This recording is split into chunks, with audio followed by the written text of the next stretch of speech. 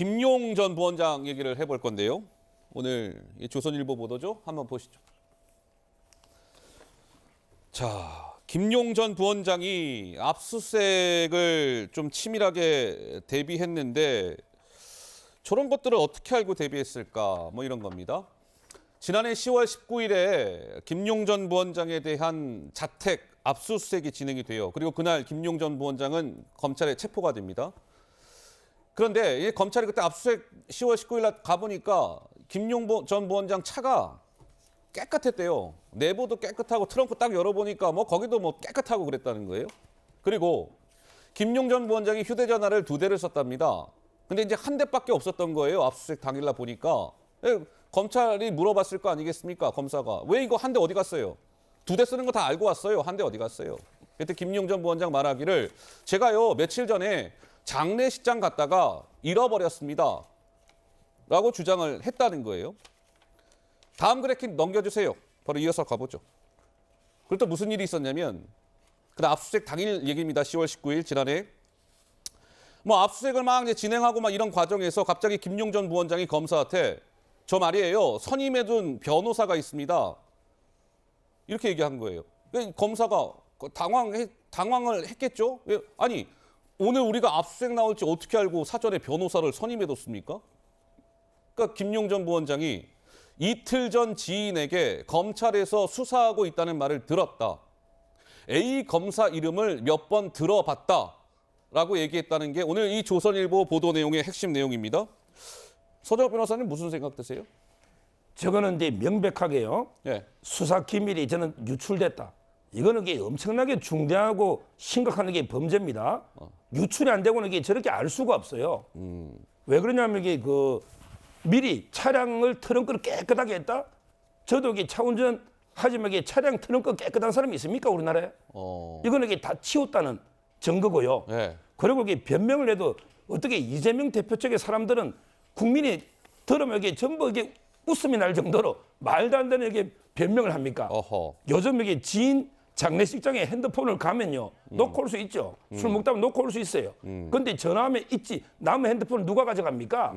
그리고 이게 지인이 보관하고 있다가 돌려주겠죠. 그리고 찾으러 가겠죠. 그걸 또 이제 지인 장례식에 가서 완전히 잊어버렸다? 이게 말이 되는 변명입니까? 예. 말이 안 되잖아요. 이게 이번에 정보가 저는 누설록이 처음이 아니에요. 바로 그 전달에 9월 29일 날 유동규 씨도 압수수색을 당했거든요. 예. 그때도 이게 정진상 실장이요. 전화해가지고 핸드폰을 이렇게 창문으로 버려버리라. 이렇게 이야기 통화를 했습니다. 예. 이 말을 이게 그러고 뭐라 했냐면 내 중앙지검장하고 이야기 다 돼 있다. 입원하면 이게 체포를 면할 수 있다. 이렇게 했다고 유동규 씨가 폭로를 했습니다.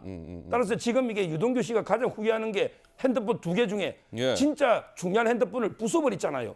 그 정지상 실장 말을 듣고. 예. 그리고 새롭게 통한 것만 나중에 경찰이 찾았지 않습니까? 검찰은 보고도 못 본 채 한 거죠. 예. 따라서 저는 이번에 그 당시에 검찰 수사 라인이 친정권이에요.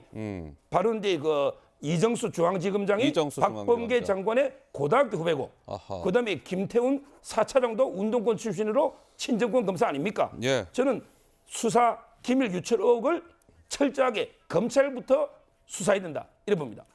자, 이승훈 변호사께서는 같은 또 법조인이시니까요. 이 수사 정보 유출 논란으로 불거진 것 같은데 어떤 의견이십니까? 저는 뭐 수사 정보가 유출이 안 돼도 다 알고 있는 사실이라고 생각해요. 이미 뭐 수사한 것들이 언론에서 실시간 나오고 있는데 굳이 압수수색 정도는 충분히 예측할 수 있지 않을까요?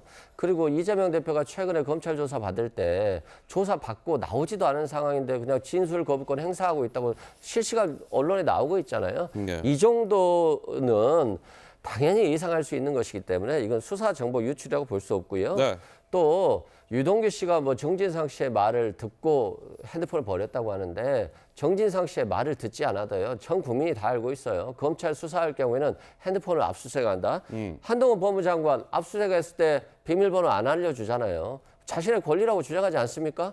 그리고 라임 사건에 있어서 검사들이 접대받았다라고 해서 조사를 많이 받았어요. 그 몇 명 받았는데 그 검사들이 하루는 뭐 부인하고 싸워서 버리고 하루는 잊어먹고 가장 비난에 대해서 엄격하게 적용돼야 될 검사들이 이러고 있으니까 아하. 일반 시민들과 국민들은 이게 자연스러운 현상이라고 생각을 해요. 예. 그래서 우리가 다시는 이제는 검찰이 솔선수범하는 검찰로 나와야 되는 것이지 피자라든가 사람들에게 국민들에게는 엄격하고 자신들에게는 관대한 예. 그런 지금 검찰 수사 관행이 갖춰져서는 안 된다 이런 말씀드립니다. 자, 아까 이제 그 김용 전 부원장 자택 지난해 10월 19일 압수수색 과정에서의 일들인데요. 좀 말씀을 나눴고 이게 끝이 아닙니다. 또 다른 상황이 있었답니다. 보시죠. 압수수색 중에 지난해 10월 19일 김용 전 부원장 자택 압수수색 중이었습니다. 근데 김용 전 부원장이 갑자기 변호사에게 내가 전화를 하겠습니다. 라고 했다는 겁니다. 그런데 갑자기요. 이 김용 전 부원장이 저렇게 얘기를 한 이후에 휴대전화를 만지다가 지역 조직이라는 문구가 들어간 카톡 단체방을 탈퇴하려고 했고 이를 발견한 검찰이 뭐 하십니까? 제지했다는 거예요. 그 과정에서 몸싸움까지 있었답니다. 이게 오늘 조선일보 보도 내용이에요. 그리고요. 그래서 저 이제 휴대전화를 이제 압수를 해가지고 검찰이 그 휴대전화를 분석해봤을 거 아니겠습니까? 그런데 어찌된 일인지 성남시 분당구 순회동에 압수수색 나흘 전, 그러니까 10월 15일이었겠군요. 그때 3시간가량 분당구 순회동에 김용 전 부원장이 머문 흔적이 발견이 됐답니다. 그런데 저 분당구 순회동 저 3시간은 이재명 대표의 자택이 있는 곳이었다는 거죠. 그래서 검찰이 김용 씨한테 물어봤대요. 김용 씨, 그날 말이에요. 3시간 그 머문 흔적이 발견됐는데 이재명 대표 만나가지고 수사 정보 같은 거 들은 거 아닙니까? 그때 김용 전 부원장 말하길 아니요. 통신 데이터에 뭔가 지금 오류가 있는 것 같습니다. 내가 순회동 근처에는 근접도 안 했어요. 가지도 않았어요. 라고 얘기를 했다는 거예요. 김연아 의원님, 통신 데이터 오류가 자주 있는 일입니까? 그래서 저는 어떻게 해야지 통신 데이터 오류가 나는지 모르겠는데요. 이런 경우는 있을 수 있을 것 같아요. 예를 들어서 저는 어떻게든 저 기록이 남았다는 거는 김용 부원장이 뭐 내비로 순회동을 찾든가 아니면 순회동과 관련 뭐를 검색했던가라서 뭐 그것 자체가 위치하고 헷갈렸다. 그럼 이해할 수 있어요. 그러나 그것도 안 했는데 통신 오류가 났다? 뭐 지금 북한 해커들이 들어와서 우리 통신 뭐 조작합니까? 허허. 저는 뭐 말이 되는 변명을 해야 된다고 생각하는데요. 어쨌든 저는 순회동으로 뭔가 검색을 했던 지도를 찾았던 그 위치에 가 있던 예. 어떤 증거가 있기 때문에 데이터에서 순회동이 남는 거지 본인이 아무것도 안 했는데 순회동이 남아있을 리는 저는 없다고 생각합니다. 예. 근데 이게 순회동이 단순히 뭐 성남시 분당구 순회동을 뭐 휴대전화에서 이게 딱딱딱딱 뭐 검색한 흔적이 아니라 이 기사에 따르면 김용 전 부원장이 이재명 대표 자택이 있는 분당구 순회동에 3시간가량 머문 흔적이라는 거예요. 머문 흔적. 갔다는 흔적이라는 것이죠. 근데 김용 전 부원장은 아예 안 갔어요. 통신 데이터 오류입니다. 뭐 이런 것이고요. 지금 이게 우리 국민이나 예. 지금 이게 이 방송을 시청하시는 분들도요. 김용 말을 믿겠습니까? 통신 데이터를 믿겠습니까? 어느 걸 믿겠습니까? 김용 부원장이 자기가 불리하니까 부인하는 이걸 믿겠냐고요. 통신 데이터가 거짓말 합니까? 그런 게 오류가 흔한 일입니까? 아니 이런 게 말도 안 되는 변명을 하고 있고요.